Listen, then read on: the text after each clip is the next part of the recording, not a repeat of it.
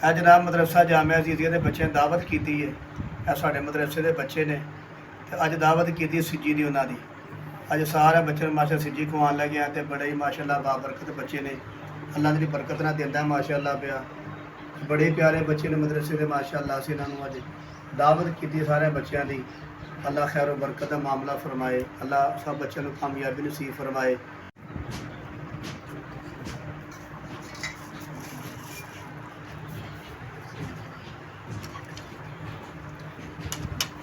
और तकसीम करो सारे दवो माशाअल्लाह।